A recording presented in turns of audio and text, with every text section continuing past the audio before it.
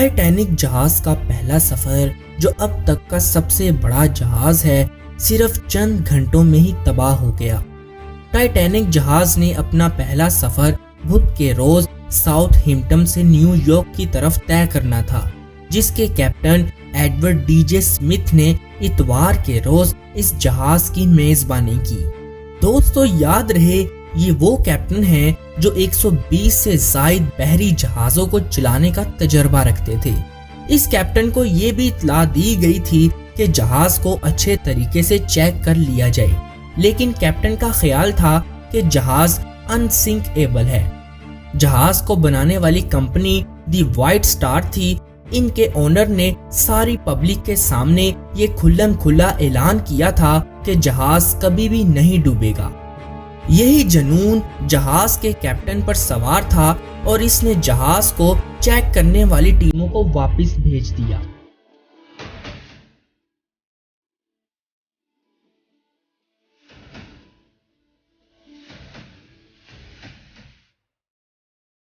جہاز کا design England کے شاہی ہوٹل سے لیا گیا تھا۔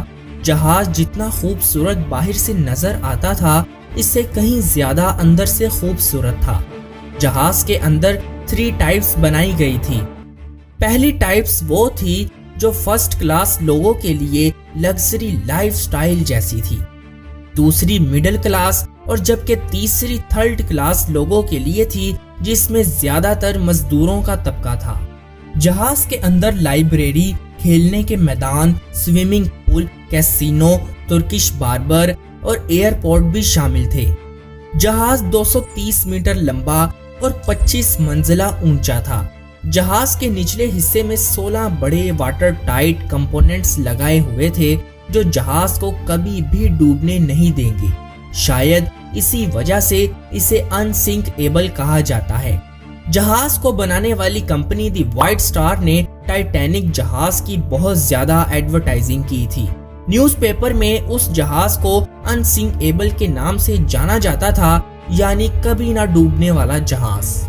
جہاز کے کیپٹن اسمتھ کو یہ گائیڈ لائن جاری کی گئی تھی کہ جہاز کی سپیڈ کو کم نہیں کرنا، کیونکہ دی وائٹ سٹار کمپنی یہ چاہتی تھی کہ اسے مہنگے ترین جہاز کو دنیا کے تیز ترین جہاز بنانا چاہیں گے۔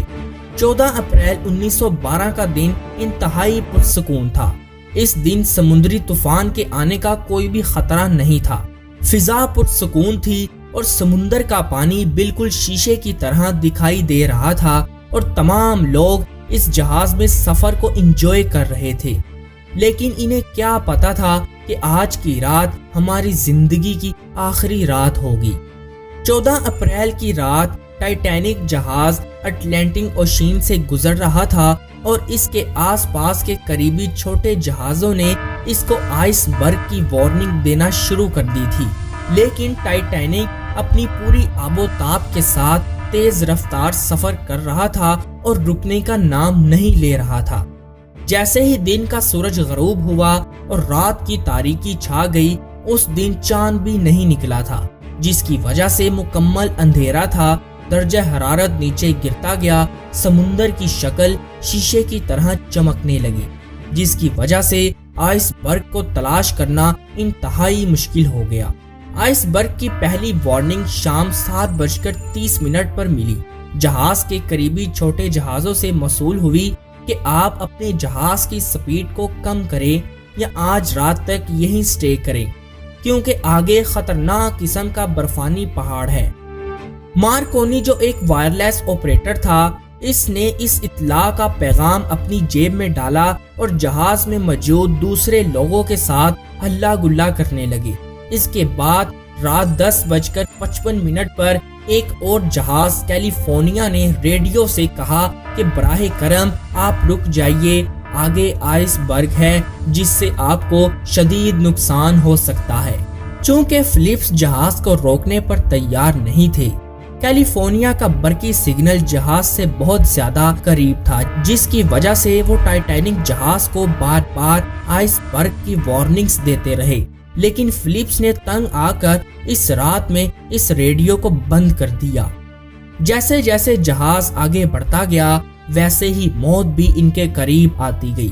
رات 11:40 پر فریڈرک فلیٹ اور ریجونلی اندھیرے میں بہت قریب سے دیکھا کہ سمندر سے زیادہ سیاہ چیز ان کی طرف بڑھ رہی ہے۔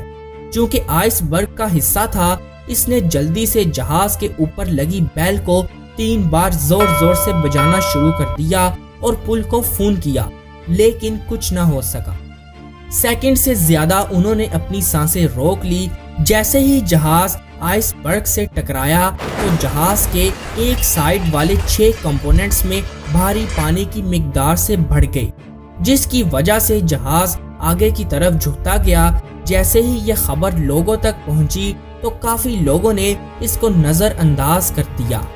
جہاز کی مینجمنٹ نے چھوٹی چھوٹی بوٹ کو نیچے اتارنا شروع کر دیا اور لوگوں کو اس میں بٹھانے پر آمادہ کیا، لیکن غضب کی بات یہ ہے کہ پہلی بوٹ صرف 23 یا 24 لوگ ہی بیٹھے تھے، جبکہ اس بوٹ میں 60 لوگوں کو بٹھایا جا سکتا تھا۔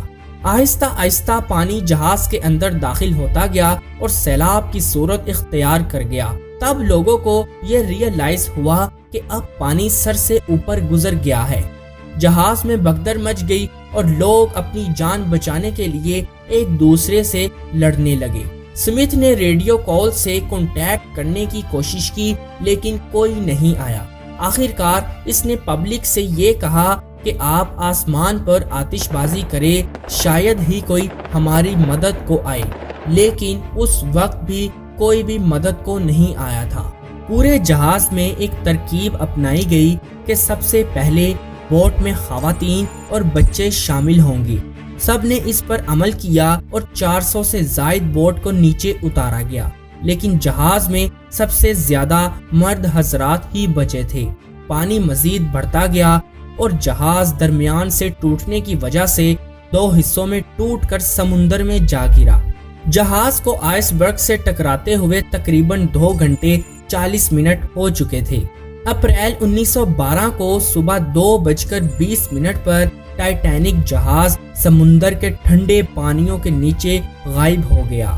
1500 سے زائد لوگ، جن میں انتہائی امیر سے لے کر غریب تک تمام لوگ موت کی نیند سو گئے، اور یوں ان سنک ایبل جہاز اپنے پہلے ہی ٹریول میں صرف 2 یا 3 گھنٹوں میں ڈوب گیا۔ دوستو، ہمارے اس چھوٹے سے چینل کو سبسکرائب کیجئے اور کمنٹ بھی لازمی کریں۔